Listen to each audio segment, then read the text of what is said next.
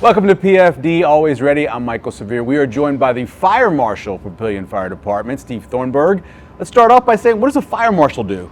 So I'm responsible for fire safety for the whole community. Okay. So from new construction through your house, well actually not your house, everything outside your house up to inside your house. Yeah. How long have you been doing this? So I've been with the City of Papillion now for 2.5 years as the fire marshal. I was with Omaha Fire for 22.5 years before that, and Millard Fire Department for 4 years before that. So. We're in the middle of what has been a weird summer. I mean, we've had some really hot days, some really cool days, but yes. People like to get out and grill during this time.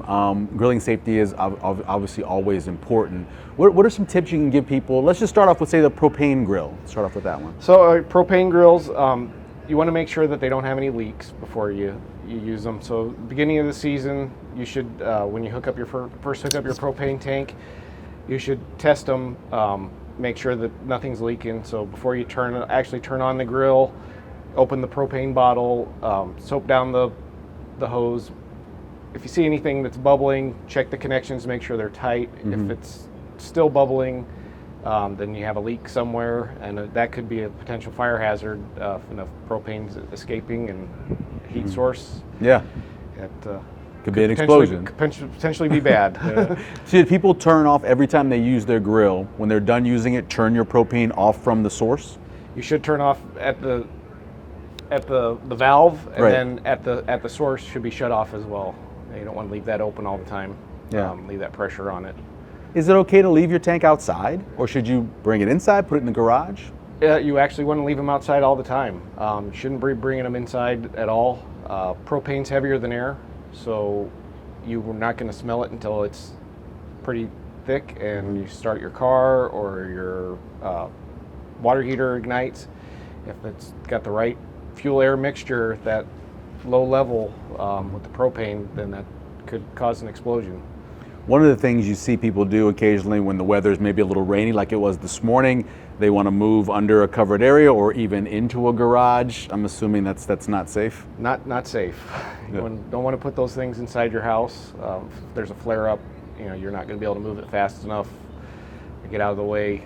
Could potentially keep you from getting out if something happens. So not a safe thing to do. What about, outdoor kitchens are real popular now. People have the gas coming from inside the house. What are some of the safety measures people should take to make sure that's okay? You want to have a shut-off valve outside at the grill, so if something does happen, you can shut the fuel source off.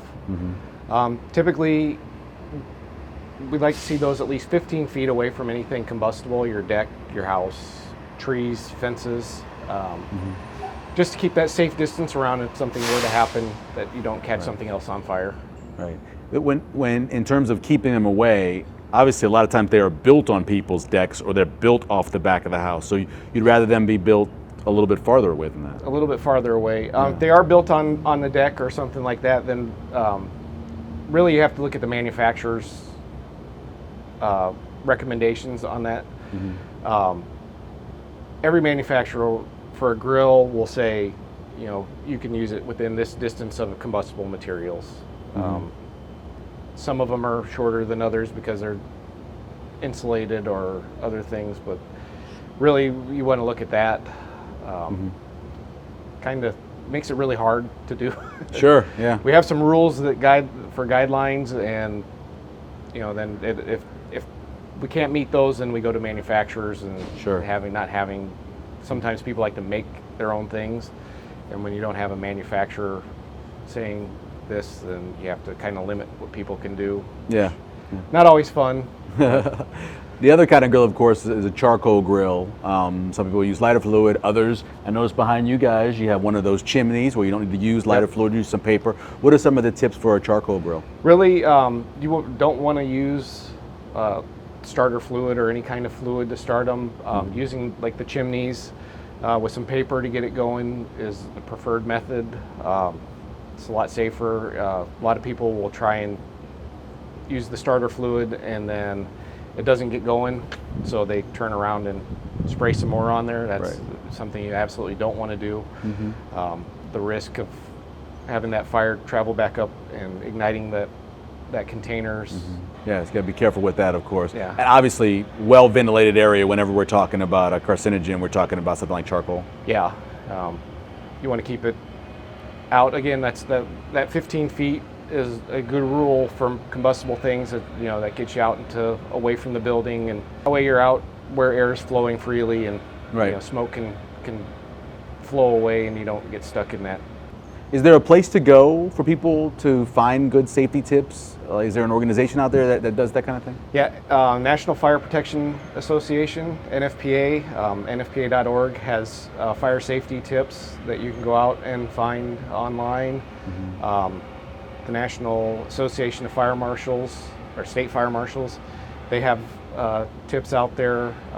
They'll differ for what they do and what tips they have, but there are a lot of good resources. We try and get stuff out there. I know personally, on my Facebook, it's all it is fire safety stuff. Right.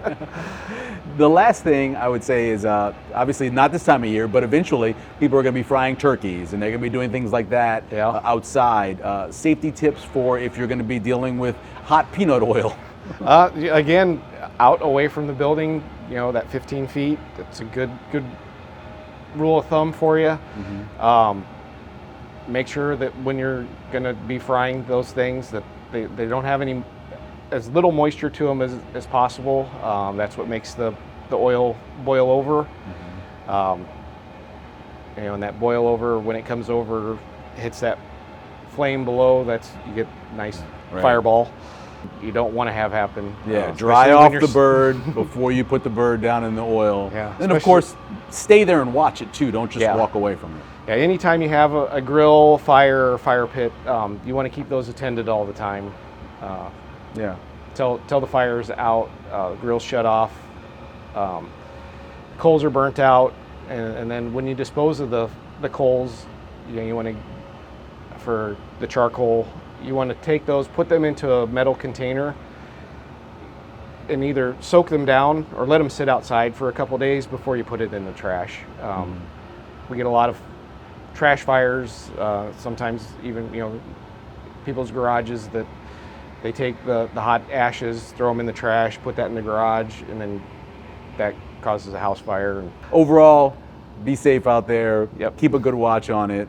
Don't leave it sitting unattended, especially when it comes to those fire pits as well, right? Yeah, have some kind of source to put the fire out if you need to, a hose, fire extinguisher. You always have the valve to shut it off right at the grill, but you want to have a second source at the source to shut those things off too, or natural gas. This grill here is natural gas, and it has a shut off outside here to where it connects to. Well, I appreciate it. Thanks, Steve, for taking the time, and you keep going with your fire marshal duties. All right, thank you. You have a good one. You too.